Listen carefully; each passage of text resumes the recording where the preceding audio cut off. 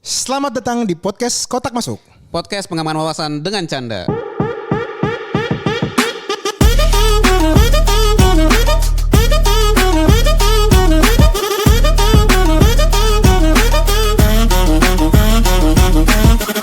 Hola. Balik lagi di podcast Kotak Masuk Kembangkan wawasan. dengan canda. Masih Baik. ada orang di tengah. Bro Randy. Bro Randy ya. Kemarin kita ngomongnya bank depannya. Jadi Bank Syariah, Bank Moses udah tipis-tipis Udah tuh gitu. tipis-tipis tuh. Jadi biar kita lebih Iya. kelihatan lah bedanya Kelihatan lah aja ya. bro ya jadinya. Yang penting masih orang bukan Masih jin. orang. Gimana Bang Randy, kabar sehat? Sehat, alhamdulillah. Ya, Alhamdulillah. ini memang beda episode, jadi beda minggu Bang ceritanya. Tapi baju nggak ganti baju. Enggak ganti baju. Kita langsung begini lagi yuk ya. Nah kemarin kan udah dibahas nih Bang tentang perjalanannya Randy waktu dari awal setelah lulus kuliah Ya. gitu kan kerja di Bank Syariah, kemudian kuliah Islamic Finance, kemudian Bank Syariah lagi terus memutuskan untuk jadi Dosen. Nah, mungkin itu kita penasaran tuh karena Moses ada rencana juga pengen ambil S3 kan, pengen jadi dosen juga kan. Gua juga belum tahu tapi gue pengen ngajar tapi nggak tahu apakah harus S3 atau enggak. Iya. Nah mungkin lu bisa sedikit sharing waktu apa yang membuat lu tuh berpikir di tengah perjalanan lu di Bank Syariah ini, gue pengen ngajar deh. gitu. Apakah lo dimimpikan oleh Ki Hajar Dewantara ya kan? Kamu harus mengajar Randi ya kan? Ini pertanyaannya Bang Moses sama Om Niko ini pertanyaan istri gue dulu nih waktu itu. Udah pasti Sama lah. pertanyaannya. Udah pasti lah. Ngapain kamu pindah gitu? Bankers. Ya kan? Gue juga mengalami sih pas ditanyain kok kamu ngapain gini Kan, gitu. karena itu kan agak jomplang ya Bang ya. Dunianya maksudnya kalau bankers kan 8 ke 5. Ya. Udah pasti gitu kan. Kalau dosen kan ya tergantung jadwal kuliah kan sebenarnya kan. Benar. Kalau kata bini gue bukan jomplang dunianya yang penting. Jomplang gajinya itu yang bahaya kata dia. Oh, tapi kalau gue jawabnya gini Bang. Apa? Masalahnya kalau kita berbagi ilmu pahalanya di akhirat. Iya. Iya dong. Rezeki datang dari pintu yang lain. Itu paling benar tapi masalahnya Shopee-nya harus dicek out. Itu cicilannya juga harus dibayar. Gak ada tuh apa saldo pahala di dalam Iya, Shopee iya. Pay nggak ada tuh Iya. masalah Kalau itu. dulu tuker jadi poin. Gak bisa. Tapi gimana Bang? Apa dasarnya atau latar belakangnya apa lo banting setir? Kayaknya awalnya gini, jadi gue tuh awalnya ketika gue mau S2, pas lagi dulu tahun 2019 itu, gue dari awal itu berpikir gue akan balik ke industri gitu. Ya. Perbankan ya? Jadi gue hanya mampir bentar ke akademik terus industri. Nah ternyata pas gue kuliah lagi S2, justru gue ketagihan gitu. Apa yang bikin lu ketagihan waktu itu? Jadi ini mungkin kayak klise, cuman gue tuh doyan baca gitu. Gue doyan baca dan ternyata gue gak nyangka kehidupan akademik itu gue puas gitu. Karena lu baca tiap hari, lu dipaksa baca, lu diminta ngerangkum, lu diminta buat belajar tiap hari gitu. Yang buat banyak orang tuh sebetulnya Ya. ngapain sih lo gitu ya. Iya, Cuman ternyata gue enjoy gitu. Dan gue gak kerasa itu ternyata ketika gue pulang dari S2, pas gue kerja lagi, gue kangen gitu. Kayak gue ngerasa, oh berarti akhirnya gue ngerti nih dari sekian lama gue kerja, rupanya yang gue inginkan tuh apa akhirnya gue ngerti gitu. Nah akhirnya gue baru di situ kerasa bahwa sama 2 tahun kerja itu sebetulnya gue selalu ngecoba refleksi gitu beneran gue pengen balik apa enggak gitu ya. Cuman ternyata setiap bulan itu gue ngerasa kayaknya emang bener gue emang jatuh cinta sama dunia itu akademik gitu. Makanya gue pengen balik lagi tapi nggak cuma sekedar mampir tapi memang full time kerja di situ gitu. Keren, ini kayak lagu Bernadia nih, belum 1 bulan. Belum 1 bulan. Niko ngomong lagu Bernadia guys. Niko guys, berarti udah banyak waktu luang nih guys. Tolong ya. Niko ini aduh gawat-gawat. Tapi memang kalau misalnya gue ngerasain ya di waktu gue S2 pun, memang suruh baca kan, lu juga kan pasti Iya, suruh iya, baca kan. Tapi memang ada faktor penulis, autornya yang lu baca itu juga penting, kayak Ya, penulisnya tergantung. gitu kan. Mungkin waktu kita S1 juga buku-buku kan mungkin buku-buku luar negeri masih enak tuh dibaca gitu kan. Itu yang menurut gua ngefek banget sih buat kita jadi tahan baca tuh siapa yang nulis gitu. Iya. Tapi sorry Bang Randi. Bang Randi kan tadi bilang baca. Nah, tapi kan dunia akademis itu atau dunia S2 itu kan nggak cuma membaca. Kadang kan membuat soal, mempresentasikan. Iya. Nah, atau enggak lo jadi asisten dosen. Iya. Di bagian mana yang ngebuat lo selain membaca ya, lo udah deh gue ngajar aja Iya. lah gitu. Jadi tuh kalau lu di dunia akademik itu lo aktivitas lo kebagi 3. Oke. Gitu. Satu lo itu ngajar. Yang semua orang itu biasanya lebih pahamnya ini. Dosen itu pasti ngajar. Benar. Iya sih. Yang kedua itu penelitian.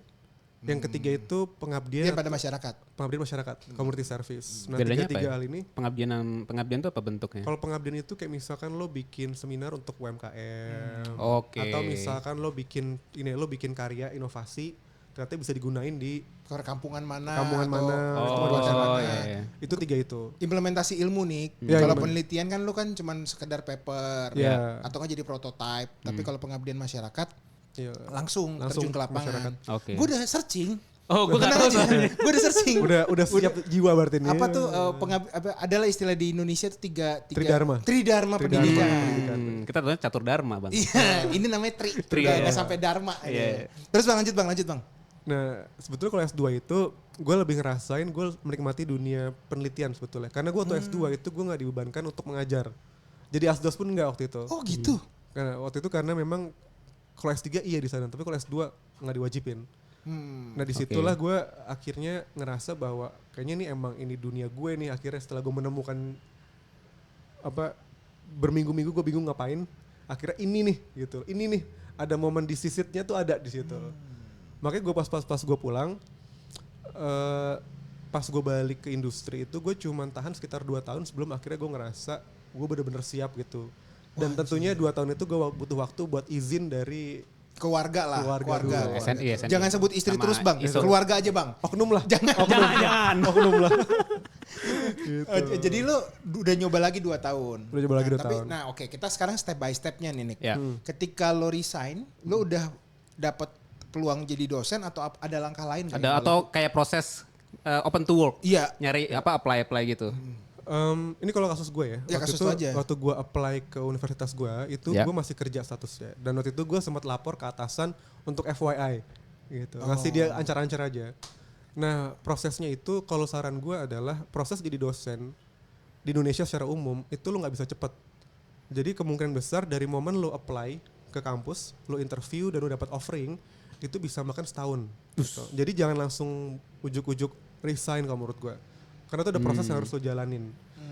Nah, masalahnya yang kedua juga adalah sekarang kalau universitas itu, kalau lo mau daftar ke sana, itu lo bener-bener administrasi diliatin. Kalau lo di industri beda. Once lo punya nama dan orang tahu hasil project lo, KTP doang jadi gitu. Kalau kuliah bisa jadi di dosen itu administrasinya apa yang khusus spesifik? TOEFL kah, IELTS kah atau apa? Kalau sertifikat Paper bahasa atau? Inggris ya diwajibin, paper iya juga. Tapi yang paling banyak orang itu gagal kalau gue lihat adalah khususnya bagi yang kuliah di luar negeri, lo harus penyetaran ijazah. Gitu. Oh penyetaran. Penyetaran ijazah. Kenapa Iya. harus disetarakan ijazah kalian di luar negeri? Nah ini pertanyaannya cakep. Karena lu kan udah paling bagus di sana. Banyak Ngapain kasus. Banyak kasus. Oh, yang kasus kayak- Raffi Ahmad kemarin. Oh bang, oh, ya yang tadi belum tolong ya Bek ya. belum sempat diselamatin udah kebobolan. Ya kita Oke, tahu paham, kasus itu bang. paham. Nah, Oh, itulah. jadi ya juga gini, sebenarnya di Indonesia juga sama, ada beberapa kampus lokal yang bandel lah istilahnya, Iya, iya. terkait gelar S2 atau S3 ya Iya, kan. iya. Itu juga menjadi salah satu sebenarnya indikator untuk ngecek nih Iya. dosen ini kredibel atau enggak Iya. sih gitu ya. Oke. Nah oke. masalahnya kalau lo mau ijazah lo mau disetarain gitu ya, itu nggak cepet juga rupanya. Kalau dulu gue cuma makan waktu 2-3 minggu, tapi gue ada kasus teman-teman gue itu sampai ada yang 4-6 bulan. Buset. Jadi kalau lo dapat misalkan lo lihat ada pembukaan dosen nih misalkan Ada gitu. UMN misalnya. Misalkan kemarin. UMN gitu ya. Dan lo langsung mau apply, Heeh. pastikan ijazah lo kalau memang lo ada lulusan luar negeri lo setarain dulu gitu. Oh berarti kalau yang dalam negeri aman, Dalam lo negeri tinggal bisa aman. lulus. Karena kalau dalam negeri itu mereka udah tahu akreditasinya udah kelihatan di Dikti. Oke. Oh jadi yang dilihat tuh akreditasinya ya. Akreditasinya, Gue kira karena gue biasanya. pikir kan kalau di tempat gue kuliah kan IPK-nya itu sampai skala 5. Nah, Ya gue itu juga sama. Itu juga sama. kira penyetaran itu lebih ke fokus ke kalau misalnya IPK range 1 sampai 5 di Indonesia tuh 1 sampai 4-nya di level di angka berapa ya itu gitu. juga ada. Itu juga ada. Tapi memang waktu gua S2 itu yang paling PR itu adalah plagiat, tentang plagiat. Plagiarisme. Plagiarisme. iya, Jadi juga. pas kita ngurus tesis tuh juga udah dikasih tahu jika nanti di dikti lu nyampe di angka 50% atau 40%, plagiarismenya ya lu harus ngulang. Iya. Itu gue kalau nggak salah tahun 2018, ya 18. Oke. Jadi lagi belum ada ChatGPT belum lahir tuh. Ya. Itu aja udah mulai ketakutan gue ya kan. Kadang kan ya plagiarisme kita juga baca jurnal segala macam kan ada tanpa alam bawah sadar lah. Terkadang kita nulis apa yang ada di jurnal Iya, ilmiah itu iya. kan. Iya. Apalagi kalau kita yang sifatnya perhitungan. Contoh kayak kita kan kita di bagian finance kan. Iya. Kan nggak mungkin Teorinya. juga. Iya teorinya lu ganti-ganti jatuh kan pasti kan Iya. lo samain gitu loh. Karena kan sifatnya kuanti kan. Iya. Nah lanjut lagi Bang, kalau ijazah lo udah disetarain berarti kemarin, itu lo setarainnya di mana?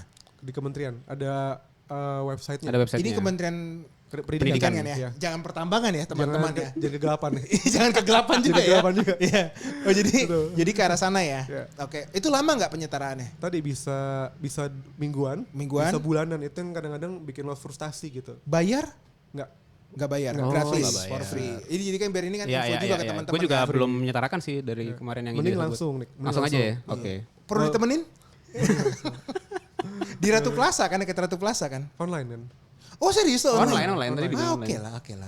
Lanjut abis itu selesai lu Apalagi nggak ada obstacle lain nggak yang biasanya jadi penghalang? Obstacle lainnya gini, ini real ya, maksudnya kampus-kampus sekarang kebanyakan, apalagi PTN, gitu, apalagi PTN, mereka udah nggak mau nerima yang S2 biasanya. ih kenapa?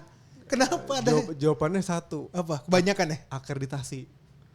Peringkat ya? Peringkat. Jadi gini, jadi kalau di Indonesia salah satu tolak ukur akreditasi kampus adalah berapa banyak pengajar di sana yang kualifikasinya itu doktoral. Oke. Semakin tinggi doktoralnya, semakin bagus. Tinggi skor lo. Oh, skornya makin Skor- tinggi. Jadi skor kalau lo kampusnya ya? akreditasi itu kayak misalkan unggul baik sekali. Iya, iya, baik. iya. Nah kalau lo mau mencapai unggul, proporsi dosen lo yang S3 itu harus banyak. Karena dianggapnya lebih kompeten dibanding S2 gitu. Nah jadi waktu gue pernah tuh apply di PTN waktu itu dan mereka bilang kita close-nya itu memang karena kita nggak terima S2 lagi gitu. Andai kan biasanya lo emang masih S2, biasanya mereka akan mensyaratkan adalah lo sudah dapat letter of admission untuk S3 di kampus luar atau kampus dalam negeri. Jadi lo ada komitmen gitu. Jadi intinya kampus itu adalah akreditasi sebetulnya. Iya, iya. Bukan karena, jadi jangan ngambil, nggak usah dikira ada isu personal atau apa ya. Iya, Tapi iya, iya. murni kacamata mereka adalah gue butuh S3 gitu. Di Indonesia sekarang lagi butuh itu. Mm-mm. Nah sekarang gue coba ada satu kan ibaratnya ada terkait jumlah mahasiswa Bang. Ya. Itu kan bisa dicek tuh sekarang di Dikti tuh ya kan jumlah mahasiswa per kampus berapa sih? Kita nggak usah ngebahas PTN lah karena PTN masih top of the top atau top of mind semua orang tua murid S1 ya kan. Nah gue mau nanya terkait yang kayak kampus itu swasta kan. Ya. Nah bagaimana lu ngerasain gak sih ada penurunan kah dari tingkat peminat mahasiswa yang masuk kampus sekarang karena kan pilihannya banyak ya sekarang ya. Lu mau kampus online juga lu bisa. Bisa. Ya. Lu mau kampus yang sorry to say yang lu punya budget berapapun bisa masuk. Ya. Ya maksudnya dulu kan sulit kan masuk Yeah. kuliah tuh pilihannya lu harus menengah ke atas Iya. untuk kuliah. Sekarang udah banyak dibuka. Ya. Apalagi di Pamulang. Tapi gue mau sebut. Ya. Nah itu menurut lu berasa nggak ada perubahan jumlah mahasiswanya sekarang? Sebetulnya kerasa. Jadi tuh kalau lo ngikutin dunia akademik, sebetulnya asosiasi kampus swasta ini mereka udah pernah komplain waktu itu bahwa kampus negeri ini semakin banyak mengambil porsi dari kampus swasta. Ya. Itu ngambilnya maksudnya gimana tuh? Tapi gini, penyakitnya adalah kan kalau kampus negeri itu kalau dulu kan terkenalnya adalah mereka punya kuota terbatas sehingga mereka harus sangat-sangat selektif. Selektif, betul. baru Tapi tahu. ketika status mereka berubah menjadi yang istilahnya PTN Badan Hukum, Ya. mereka itu punya otonomi keuangan gitu. Oke. Jadi pada akhirnya mereka itu justru mencari Nambah. mahasiswa sebanyak-banyaknya Banyaknya. yang akhirnya itu mengambil porsi Swasta. swasta. Ngambilnya gimana? Satu, mereka itu ada yang namanya seleksi mandiri. Ya. Ya. Gitu ya. Yang kedua adalah ternyata mereka ini bikin prodi baru yang sebetulnya prodi ini tuh bukan core-nya mereka gitu. Oke. Contoh misalkan ya kampus yang di Bogor yang gede gitu ya. Ya, Mereka ya, buka ya. kedokteran. Gitu. Oke. Tapi itu Baru real tahu, gitu. baru tahu. Oke. Dan itu ngambil porsi banyak yang Iya, udah ini. ada yang swasta juga kan sebenarnya harusnya. gitu. Itu makanya kalau kita lihat sebetulnya kalau dari kacamata mahasiswa sih nggak ada yang salah gitu, silahkan Iya, aja. iya, iya. Cuman kalau dari kacamata kampus itu kan untuk gua survive PR banget berarti jadi sekarang nih. Betul. Gitu. Karena memang ini butuh regulasi baru sih. Regulasi Kalau baru. menurut gua karena kan gue senang dunia pendidikannya Bang. Itu di utilisasinya nih. Jadi kalau dilihat di Dikti tuh satu dosen banding berapa puluh mahasiswa. Ah iya itu juga. Iya, Itu paling iya. gampang. Ada Ini rasionya ya. Bang Moses sudah siap dosen nih udah. Bukan. Detail nih dia, udah detail. Ya, karena gue kan di kampus gue termasuk di ikatan alumni Bang. Heeh. Gue concern banget terkait penurunan jumlah mahasiswa. Oke, Apalagi bagus kampus gue kan kampus yang Katolik. Ya, yang ya. ada agamanya di dalam Ya, situ ya, kan. ya. Which is banyak beberapa teori yang bilang ini lebih sulit dibandingkan swasta yang umum. Iya. Nah, ketika gue ngeliat penurunannya, tapi gue ada satu tesis yang terbalik terkait BINUS. Hmm. BINUS nih 1:50 lo bayangin. Normalnya berapa?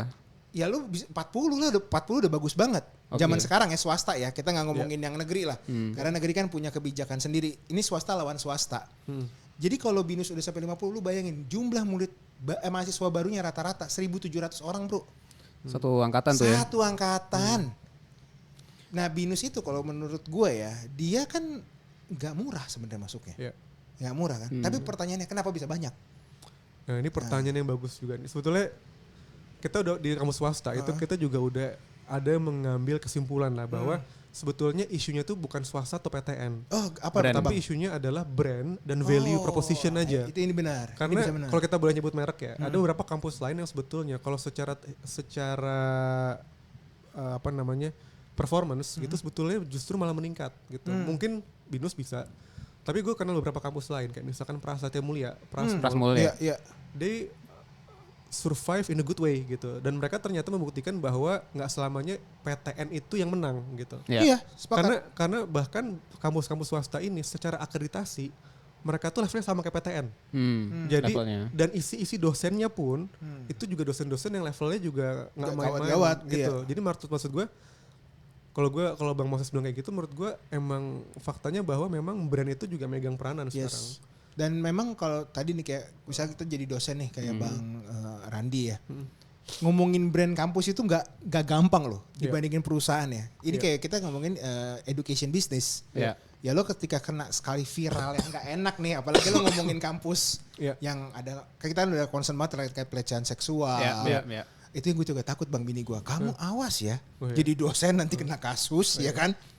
Gue gak ada muka gue bilang gitu kan. Justru takutnya dilecehkan ya. Itu kan juga ketakutan juga kan Bang. Maksudnya Iya. kita ninggalin profesionalitas kita dan pindah ke satu tempat yang kita juga belum punya keluarga. Apalagi gue gak ada keluarga pendidikan ya. Nah gue penasaran lu bisa sekuat itu dan bertahan lu berapa tahun sekarang jadi dosen? 3 tahun. Wow. Baru sih sudah 3 tahun. Itu beda. Gokil lah. Maksudnya lu dengan 3 tahun ini apa yang membuat lu bisa bertahan dengan tadi ya jumlah mahasiswa juga menurun, terus lu ngelihat tantangan antara kompetitor lo tinggi, yang membuat lu tetap struggle itu apa? Sebenarnya kalau gue sebagai dosen itu, jadi isu penurunan mahasiswa dan lain-lain itu sebetulnya isu yang terasa di level manajerial yayasan. Oh nggak terlalu ke lu? Kalau ke dosen itu ada sedikit beban, tapi nggak sebanyak itu. Oh, oke. Karena kalau misalkan kita lihat sebetulnya dosen itu mereka kan sebetulnya pegawai. Oke. Jadi isu akan bisnis sustainability-nya itu lebih banyak jatuh ke manajerial. Yaitu ya pemegang pendiri yayasan, direktur keuangannya dan lain-lain seperti itu sih. Kalau di lu sendiri kadang-kadang gue kalau gue ya ngebayanginnya nih, misal gue jadi dosen yang tadi gue sebut BINUS gitu ya, 1/40 men. Gue dibalikin ke Atma 1/15 atau 1/20. Kan berasa setengah kelas nggak ada bro. Iya. Tapi gue baru nyadar emang sesedikit itu ya. Kalau satu kelas, maksudnya kan dulu pengalaman kan kalau kita satu kelas aja kan mungkin bisa 30 kan. Lebih bisa. Dan satu dosen bisa handle 2 atau 3 mata kuliah gitu kan. Iya. Ya tadi karena kan mungkin persaingan PTN lo yang dulu nih kita zaman kita 2005 sampai 2012 kali ya. Sama sekarang udah beda jauh nih. Nah itu yang menurut gue menarik adalah menurut gue semakin ke sana, semakin kita going forward gitu ya. Kemungkinan memang PTN itu pun mereka juga ada kemungkinan mereka nggak survive sebetulnya. Karena bagi PTN yang mereka tidak bisa nge-branding diri mereka, itu pasti akan kalah dengan PTS yang lebih maju. Gitu. Pasti. Tapi dengan mereka punya safety life jacket APBN atau APBD. Iya, seperti itu. Iya kan, mereka ada safety. Tapi kalau swasta kan ya. Karena lu bayangin nih kayak UPH misalkan atau misalkan BINUS, mereka itu act like a corporate. Gitu. Yes, benar. betul. Dan mereka membuka kampus di tempat-tempat yang potensinya Premium. lumayan. Betul, Ya. betul. Dan kayak misalkan kalau BINUS kalau nggak salah mereka ada YWC di Alsut ada, Senayan. Yes. Di Grogol masih ada. Grogol masih ada, di Bekasi masih Iya, ada. betul. Yang artinya ketika lu bisa mengelola dunia pendidikan dengan proper gitu ya, lu benar-benar nggak ada isu, lu bahkan bisa thriving gitu loh. Dan ngeliat dari utilisasi mahasiswa juga sih, Ya. gue ngeliat juga tingkat kelulusan bisa dicek tuh Nick. Jadi ada tingkat rata-rata kelulusan S1, BINUS tuh 3,1 tahun atau 3,5 tahun. Bisa Lebih cepat mereka. Jadi dia sisa semester 6, SKS-nya 7, bisa 8 udah dikejar. kuliah guru merdeka. Ya. Oh. Jadi udah nggak ada kuliah lagi 6, 7, 8-nya. Ya. Udah tinggal ya 3,5 udah rata-rata 3,5 udah bagus. Nah kampus gue itu atau kalau nggak salah Atma tuh di 4,1 atau 4,2 tahun. Masih bagus itu. Masih bagus. Ya, Cuma oke lah kan ya. kalau dibandingin sama tingkat kelulusan tadi kan Bang, lu dapat fresh mahasiswa. Iya. Ini lu kan naik kan, ibaratnya uang gedung lu naik, uang Iya, SKS lu iya. naik. Ya gue kayak cocoknya jadi manajemen kampus nih lama-lama nih. Dua-duanya lah. Tapi possible nggak untuk lu double job gitu Ah, iya, jadi double kampus bisa nggak? manajerial di kampus sama juga Ada, ngajar. bisa. Itu Bisa ya? disebutnya itu dosen struktural istilahnya. Oh. Jadi kalau lu dosen struktural, di kacamata kementerian adalah beban lo mengajar itu boleh diperkecil. Oke. Karena lu fokus mengurus kampus kan. Betul, Mereka memahami bahwa kalau lu dikasih beban ngajar yang sama nggak make sense. Jadi untuk dosen-dosen yang mereka juga megang jabatan manajerial, lu boleh nggak ngajar gitu. Lu boleh meninggalkan beberapa kewajiban inti. Batasan kayak warek, Iya. wadek itu dia nggak banyak Itu ngajar ya. paling mereka ngajar satu semester ya satu kelas atau Iya, kadang-kadang iya sih. satu kelasnya juga satu kelas kecil gitu. Dan itu emang boleh secara peraturan.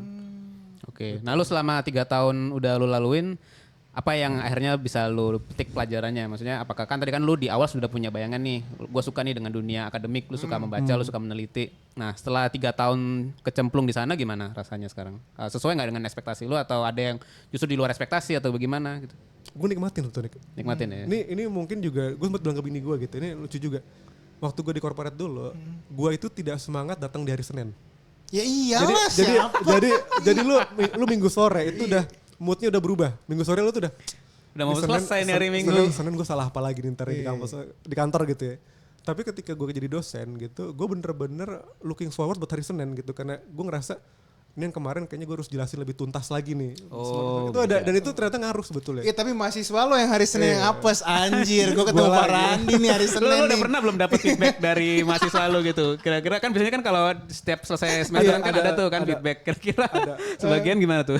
Masih ada gak sih yang disuruh ngisi kuesioner dosen? Masih ada ya? Cuman sejujurnya gue suka lupa ngecekin gitu. Oh. Dulu ada. Untungnya belum pernah ada yang aneh-aneh ya. Oh. Kelas pagi lu hari Senin jam berapa Bang? Kalau paling pagi itu biasanya jam 9. Anjir, Pagi, jam jam 9 ya. Tapi kalau misalnya kita lihat mingguan gitu ya, secara seminggu itu jadwal lu gimana sih Senin, Selasa, Rabu, Kamis, Jumat gitu? Nah ini gue enak. Jadi dan dosen ini kebanyakan juga enak. Jadi biasanya dosen itu udah minta ke kepala prodi. Jadi yang menentukan jadwal kita kuliah itu biasanya kan kepala prodi, Ya. program studi. Nah kita minta agar tolong kalau kita memang dapat kuliah ngajar 2 kelas, tolong itu kelas di hari yang sama aja. Ya, jadi bisa Senin, Rabu, Ya. Jumat. Nah gue itu kalau realnya sekarang adalah gue itu hanya ngajar di Senin, Oke. pagi sama sore, sedangkan hari Kamis gue hanya malam. Jadi untuk Selasa, Rabu, Jumat itu gue nggak ada aktivitas ngajar. Oke. Makanya dosen lu bisa main Main tenis tenis, pagi-pagi. iya. Gue juga Abang main deh Bang. Banyak loh Bang itu. Di episode kita nanti ada ya nih kayak. Di Rawamangun ada tuh drive banyak. golf. Golf juga ada. Iya benar. gitu. Tapi berarti Abang bisa yang ngambil sambilan juga atau ngambil jadi konsultan juga dong sebenarnya? Yes, bisa. Bisa ya? Itu makanya dosen itu nawarin fleksibilitinya lumayan. Tapi itu case by case ya, karena Yes. tidak semua kepala prodi itu leluas mengizinkan. Iya. Hmm. Jadi juga tadi kalau misalnya kayak Senin pagi cuman sampai sama sore. Siang kan bengong gitu di Cempaka Putih dia. Iya. Ngapain? Em, Ngapain Bang biasanya Bang? Main olahraga kah sama mahasiswa? tidur di musola boleh. Wah anjir. Memang Islamic finance-nya luar dalam nih. Udah gila. Tapi Bang, ini gue juga kadang-kadang gue suka salut sama anak muda yang jadi dosen sih. Tadi kan kalau misalnya gue sama Niko mau jadi dosen kan pas offline kita ngomongin tentang dosen tamu nih Bang. Abang juga mulai dari dosen tamu juga gak sih di sana? Iya, awalnya gue sempat jadi dosen tamu di UI waktu itu. Oh. Tapi memang hanya sekali 2 kali kalau nggak salah. Tapi gue pernah jadi dosen tamu waktu gue di corporate waktu itu. Oke. Nah, dosen tamu itu menurut gue penting karena di satu sisi di kampus semakin mereka bisa mengundang dosen tamu banyak, itu meningkatkan skor akreditasi. Oh ada juga ya? Ada skornya. Komponen itu ya? Makanya kalau lu lihat sekarang, apalagi sejak MBKM ini, kampus tuh lumayan proaktif mereka.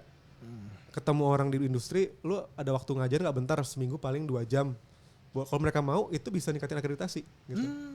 Itu penting. Dan gue selama ini, gue pernah ngundang Edwin di waktu itu. Edwin, Oke. angkatan kita gitu, gue Yeah. undang juga. Teman-teman gue di Permata gue undang. Dan itu ternyata di kacamata kementerian itu, lu berada di arah yang benar gitu. Ya karena sepakat juga dunia akademis tanpa dunia profesional kalau nggak dipertemukan sekarang jadi nggak nyambung. Iya. Harus Harus dipertemukan di terus. bridging, Ya. harus sering Karena, dikasih iya. case-case gitu kan yang real Biar di dunia. mahasiswa yang mendapatkan teorinya merasa belief. oh ini loh ilmu yang dikasih sama dosen saya nih kepake loh ya kan. Dan nah ini ngomongin mahasiswa-mahasiswi nih Bang. Lebih capek gak Bang ngajar ya Bang? Dibandingkan lo misalnya lo dulu di kampus nih ya, lo mungkin pernah isengin dosen lo nih, atau nggak peduli. Nah ini lebih parah nggak keadaannya yang lo alamin sekarang? Sejauh gue 3 tahun ini nggak ada sih. Nggak ada Maksud gue sejauh 3 tahun ini gue nggak pernah nemuin kasus yang aneh-aneh gitu ya. Termasuk kalau gue lihat, jadi gini, menurut gue ada persepsi yang salah sama Gen Z nih. Kalau menurut gue ya. Oke, ini enak nih, seru nih. Gimana? Kayak dulu itu kan mereka itu dianggapnya mental health-nya gampang rusak gitu ya. Satu. Terus yang kedua, mereka ini terkenal dulu kan gampang nggak betah gitu. Maksudnya pindah. Attention span-nya kecil lah ya. Iya, attention span-nya kecil. Tapi fakta yang gue temuin di lapangan gitu ya, bahwa justru mereka ini, karena mereka ada di kondisi yang menurut gue justru persaingannya kompetitif gitu ya. Justru mereka itu lebih willing buat give it banyak. Ya, maksudnya mereka tuh willing untuk berkorban banyak di belajar gitu. Kalau gue perhatiin. Masa sih? Ini makanya menurut gue akhirnya mungkin pinternya dia kali untuk mancing mahasiswanya aktif kali. Gue agak ngerubah bias gue juga sebetulnya. Karena awalnya gue berpikir waktu gue awal jadi dosen, kayaknya manja-manja nih anak-anak ini. Harus disuapin terus kan. Tapi ternyata enggak juga gitu. Ya sorry, ini terkait willing belajar nih. Seperti apa yang lo lihat dari mahasiswa-mahasiswi lo? Cara mereka ngerjain tugas gitu. Maksud gue mereka itu ternyata lumayan disiplin gitu kalau gue lihat. Dan gue gak termasuk yang strict banget ya. Tapi gue disiplin. Terus yang kedua memang eagerness buat ngobrolnya, diskusinya itu ada gitu. Tapi memang kayak gue agree juga sih sebetulnya itu pengaruh juga pembawaan kita di kelas gitu. Karena beberapa dosen senior mungkin tidak suka kalau misalkan ruang diskusi di debat gitu ya. Gitu. Jadi emang tergantung. Cuman menurut gue mulai sangat berhati-hati kalau menilai Gen Z ini karena mereka nggak sesuai dugaan gue di awal gitu sih. Ya tapi ini good insight juga buat kita karena kalau dibilang tadi belajar ya dan apalagi lo suka tadi membaca, lo suka meneliti. Which is sekarang gue kalau ngeliat di sosial media kan kita membaca aja sulit. Termasuk gak cuman Z ya, kita loh yang di milenial ini juga membaca teks saya tuh udah males aja cuman kata-kata tertentu aja dia selingkuh udah masalah bener atau kagaknya kan belakangan. Nah ini terkait lo di kelas juga ada titip absen juga gak sih gitu atau bandel-bandel gitu? Lo merhatiin absen gak? Absen itu kalau gue gak merhatiin. Tapi ini bahaya Bang Om Niko ya. Jadi kita tuh udah di level pendidik akademik itu kita ada diskusi serius terkait sejauh mana kita harus mengadopsi pendidikan ala Eropa atau Finland. Jadi istilahnya itu student center learning. Apa tuh? Jadi istilahnya kita mengasumsikan bahwa mahasiswa kita ini mereka bisa belajar sendiri dan kita hanya fasilitator. Asumsinya gitu? Asumsinya itu. Nah di Eropa memang ini berhasil gitu. Termasuk kalau kita lihat itu negara yang sering dirujuk itu kan Finland, Nordic ya. Jadi mereka itu masuk kelas itu hanya diskusi. Bener hanya diskusi. Jadi dosen itu masuk, jelasin sedikit, kemudian mereka akan bilang kita mau diskusi apa yang kalian nggak ngerti ada di mana, yang kalian ingin komplain ada di mana asumsinya. Itu Finland sama Nordic kan. Nah ini pernah lo coba nih? Nah gue pernah coba waktu itu karena gue menurut gue gitu ya kayaknya keren nih, kayaknya keren banget. Kayaknya ini it should works gitu ya. Tapi ternyata gagal total gitu. Pasti. Karena ketika lo nyampe di sini itu lo naruh materi di sistem gitu ya, terus lo minta mereka buat baca. Itu challenging. Wah benar. Challenging banget gitu. Nah makanya akhirnya banyak akademisi itu dari level SD, SMP, SMA itu mulai nge-review ulang. Makanya termasuk juga kebijakan Mas Menteri yang terakhir kemarin ini akhirnya banyak yang argue atau kontra juga. Karena ternyata nggak works gitu. Karena kultur kita tuh emang luar biasa beda. Jadi kalau kita pernah lihat di Twitter misalkan gitu ya, di X itu ada mulai dari penghilangan ujian nasional. Itu ternyata itu membuat negara lain itu justru menurunkan skor lulusan kita. Jadi gue pernah baca juga untuk di Jerman misalkan lulusan kita yang di sini itu akan diuji ulang di sana. Karena nggak ada standar. Karena nggak ada standarnya. Karena menurut mereka ini agak risky gitu. Tapi menurut gue sekarang memang untuk membuat anak-anak mahasiswa itu jadi bisa jadi mandiri dalam belajar itu PR-nya panjang banget. Karena kultur itu terbentuk di rumah sebetulnya. Ya sama di sosial media menurut gue juga. Sama sosial media. Tadi masalah belajar juga Bang. Ya mungkin kita berdua gak pernah ngajar di kampus. Tapi kita pernah sharing di kantor segala macam. Ngebaca diktat training aja gak ada yang mau. Kecuali kalau menurut gue ya berhasil kalau ada punishment ya. punishment Iya. yang jelas. Oh, itu gue nggak tahu kenapa itu tetap masih bermain sampai sekarang. Mau gue di Kayak kantor. training di kantor lah ya. Iya, Jadi kalau kita kan di kantor kita yang lama itu ada memang program training yang sudah terstruktur lah gitu Betul. loh. Dan waktunya sangat pendek, 1 minggu, ada 2 minggu. Iya. Dan waktu kita di dalam kelas itu nggak akan model lecturing gitu. Kalau lo nggak lulus dari training itu, Iya. lo golongan lo atau pangkat lo nggak naik. Nggak naik Iya. ya. Itu kan memalukan. Harus ada mekanisme reward Ya punishment. iya, memang. Iya. itu aja yang orang tuanya loh. Iya. Maksud gue ini yang tadi yang lu bilang make sense sih. Dan memang kita juga ya kenapa podcast Otak Masuk ini ada juga. Sebenarnya kita mau membuat ke arah sana juga. Lu nggak usah baca buku yang banyak, lu nggak usah baca jurnal yang banyak. Iya. Cukup dengerin aja deh. Iya. Lu lagi main game Mobile Legend kek, lu lagi nyetir, lu lagi naik motor kek. Nah, makanya kan audio itu kan paling mudah kan. Iya. Dan paling aman sebenarnya. Itu betul sih. Makanya kita kolaborasi ya Bang ya. Ini menurut gue podcast itu juga semakin dilirik kampus sebetulnya karena Yes. kalau secara gue nggak ada penelitiannya sih yang real gitu ya. Cuman kalau gue lihat reception atau penerimaan dari mahasiswa bagus. Yes, Jadi pasti. mereka ketika dikasih podcast itu lebih senang dengerin. Ya. Nah tinggal gimana cara ngolahnya agar podcast ini mungkin bisa memberikan link untuk materinya atau Ya. transkrip atau apa. Tapi memang kalau menurut gue gitu ya, kultur baca itu di Indonesia itu rendah sekali gitu. Dan ini menurut gue PR-nya itu nggak bisa di kampus doang. Nggak bisa. Karena Nggak kultur bisa. baca ini dari kecil sebetulnya. Jadi kalau kita lihat negara-negara yang di Eropa yang sering dirujukan itu, mereka semakin tegas masalah penggunaan gadget yang merusak kemampuan anak itu buat baca. Karena kalau lu bilang tadi, anak itu sekali mereka dapat TikTok dan lain-lain, attention span-nya itu pendek banget jadinya. Ya. Dan akhirnya kalau misalkan lo emang mau tegas, ya mending lu ban sekalian itu device gitu. Ini yang mau kita bahas di episode yang sudah kita planning sebenarnya. Oh gitu. Tapi gue senang nanti kita coba mulai diskusi juga nih Nick, karena kita juga harus dapat insight dari anak-anak muda juga sih Bang Iya. di kampus. Kita juga berani juga, kita harus siap berani juga untuk kolaborasi Bang. Ya. Kita juga banyak episode kita yang ngomongin keuangan finansial generasi muda. Terus kita juga banyak juga merangkum lah beberapa buku-buku yang gak terlalu sulit lah, kayak Filosofi Teras kita pernah ngerangkum beberapa babnya. Jadi itu juga membuat satu media baru nih. Kita juga dapat insight ya kan, dan mereka juga dapat insight. Sebenarnya yang jadi tantangan podcast sekarang menurut gua adalah apalagi yang datang dari dunia akademik ataupun corporate ya. Kadang jadi agak kaku gitu. Ya. Karena kesannya kayak ini ngobrolan profesional gitu. Makanya kita punya tagline ini kan kembangkan Kembangkan wawasan dengan canda. Jadi gimana caranya sebuah konsep yang menurut kita itu sulit gitu ya, itu bisa dibawakan dengan lebih enak dengan bahasa yang awam gitu. Betul. Karena makanya kadang-kadang pertanyaan-pertanyaan kita pertanyaan dasar aja gitu. Kita mungkin nggak akan sampai ngulik misalnya Islamic Finance detail dalam gitu enggak gitu. Tapi yang hari-hari biasa diobrolin sama orang-orang apa sih gitu loh. Pas misalnya mau kredit KPR syariah kayak kemarin tuh apa sih biasanya yang jadi pertanyaan umum gitu. Gitu. Dan episode kita selalu di bawah 40 menit. Iya, Karena kita satu selalu SKS pendek-pendek. 40 menit kan? Bener gak sih? Iya, betul. Masih? Oh iya iya. Masih satu SKS masih 40 nggak merhatiin. menit. Salah satunya memang belajar mandirinya 40 menitan, 50 menit lah. Kan bener. Mirip. Udah siap belum kayaknya Bang ini dosen nih. Jadi kalau lo jadi dosen, ketika lo bikin materinya murni podcast semua itu nggak ada isu sebetulnya. Serius loh? Bisa. Oh, Itu iya. maksud gue itu gak akan jadi isu selama memang podcast lo emang pas gitu ya. Ya. Jadi menurut gue bahkan kalau gue sebagai dosen pun kayaknya podcast itu akan lebih mudah gitu ya. Jadi memang sampai sekarang itu belum terpecahkan sebetulnya gimana cara bikin anak-anak itu rajin untuk membaca atau ya. memahami materi. Tapi kayaknya podcast itu salah satu offering kita sih yang benar menurut gue gitu. Mantap lah lu pada. Thank you tapi Bang Randi waktunya. Thank you nih, Bro Randy untuk sharing-sharing insight-nya. Gila nih. Buat teman-teman mungkin yang berminat untuk jadi dosen gitu ya, mungkin sekarang masih S1 atau udah lulus kerja kepikiran S2. Nah, ini mungkin bisa jadi pertimbangan biar di-prepare dari sekarang. Mungkin pertanyaan gue terakhir nih.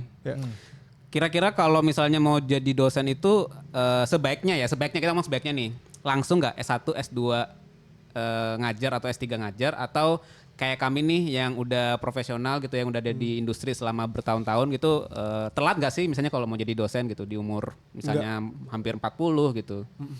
Ini kalau menurut pandangan gue adalah justru path yang paling bagus gitu ya, jalur yang paling bagus adalah lo kerja dulu di industri. Karena memang ini gue melihat perbedaannya antara dosen yang pernah di industri sama belum. Cara mereka menanggapi isu dan menjelaskan itu berbeda memang. Pasti. Itu yang penting, dan menurut gue selama ini terbukti Dikti pun berpikir yang sama. Menurut mereka dosen yang punya pengalaman kualifikasi profesional itu skornya lebih tinggi Oke. di kacamata karena ngaruh ke pendidikan. Jadi bagi teman-teman yang mau jadi dosen, menurut gue spend lah 2-3 tahun, 4 tahun di industri itu gak ada isu. Nggak ada Selama isu istri sama Anda sekali. mengizinkan ya, Selama istri teman-teman mengizinkan. ya. Tolong jangan Bantah istri kalian ataupun suami kalian ya. Nggak kan pasti kesuksesan seorang suami dibaliknya adalah support dan doa dari istri kan. betul, tapi tadi tetap ada yang harus di check out, Pak. Oke, Bang Randi, thank you waktunya. Siap, thank you Moses. See you again. Thank you. Jangan lupa juga buat pendengar podcast Tak Masuk kita ada di YouTube sama di Spotify. Silakan di subscribe dan juga di komen, kasih rating. Kita juga ada link Saweria. Betul. Buat mungkin mau traktir kita es krim atau kopi. Dan kita sudah punya Telegram. Jadi kalau ada yang mahasiswa-mahasiswinya yang kenal dosennya di sini bisa DM kita, bisa teks link Telegram kita bisa diskusi. Siap. Karena di situ saya menyiapkan e-book. Yoi. Ada forum e-book, ada forum uang, ada forum Ngeri. improvement. Self improvement. Ngeri gak sih? Oke. Thank you semuanya. Sampai ketemu lagi di episode selanjutnya. Ciao. Bye-bye.